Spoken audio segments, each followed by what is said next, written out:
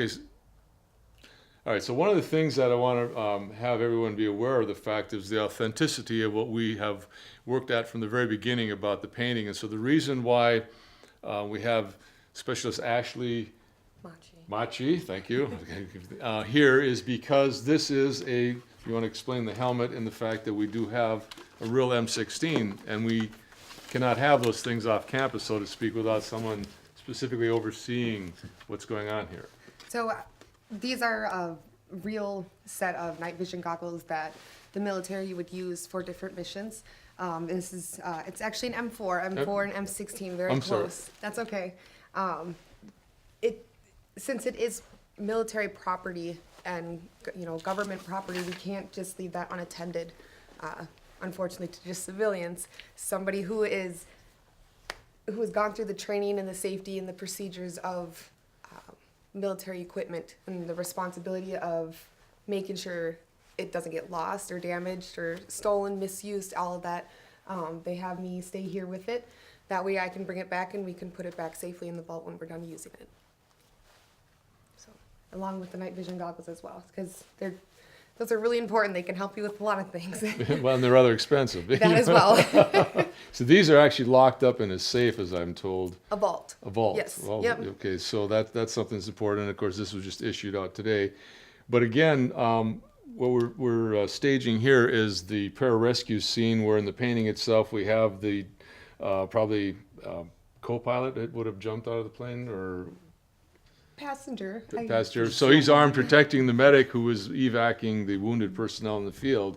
And so what we did today, the Air Force does not have a long history of uniforms, much like the Army or the Navy, because they date back to 1947. So we've got a little bit of a hodgepodge just to show some of the different things that happen. So this is like the Desert Storm's second camo. The first one was similar to this sort of color, but it had white and black, and they refer to that as the Oreo cookie. This is a different one.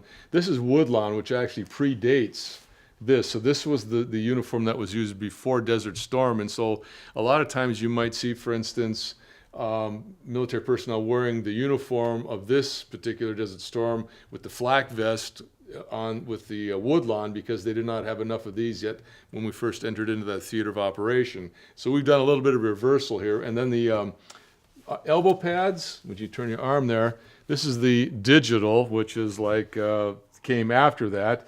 This right here is the brand new uniform that Ashley has on. So Most current. this most current. This was actually issued, though, I believe in 2011 and 12 in the theater of operation in Iraq and Afghanistan themselves, to just try it out, because they realized that the digital was probably not the best camo to have in the desert, because you could see people opposed to not seeing them. Right.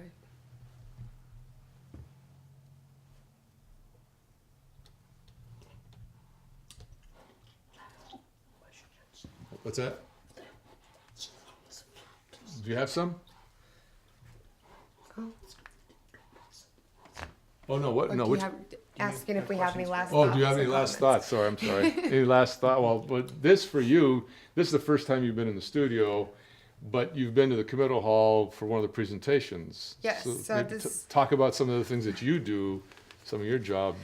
Well, actually, the first time I ever heard a presentation about your paintings, I was giving a tour to the VFW auxiliary, and I brought them over to the state cemetery at Camp Ripley and met you to explain some of the paintings and the presentation of them.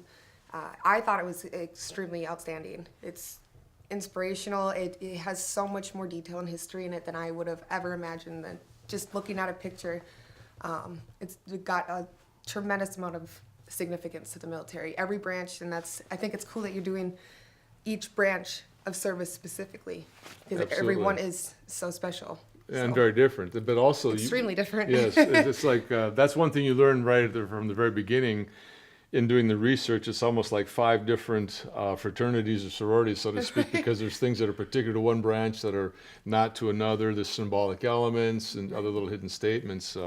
But in addition to that, also you're with the orchestra. You might want to talk a little bit about Correct. that too. So, my job in the military, I'm an instrumentalist. I am with the 34th ID Red Bull Band.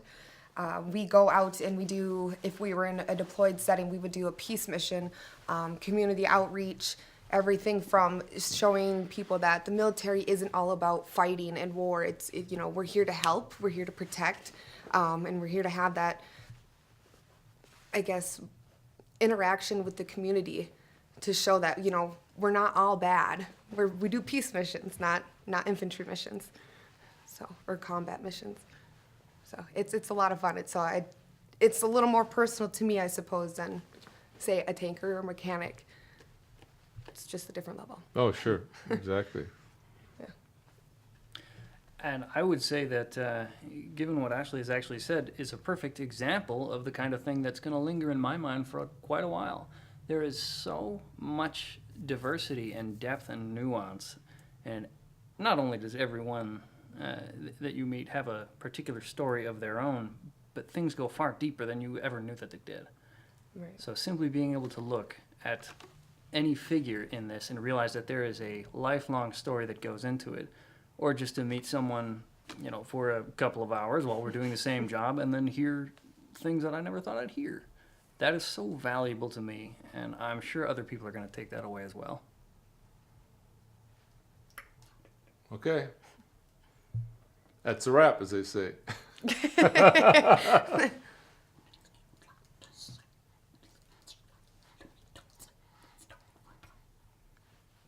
don't know. Sorry, Jim, I didn't get that.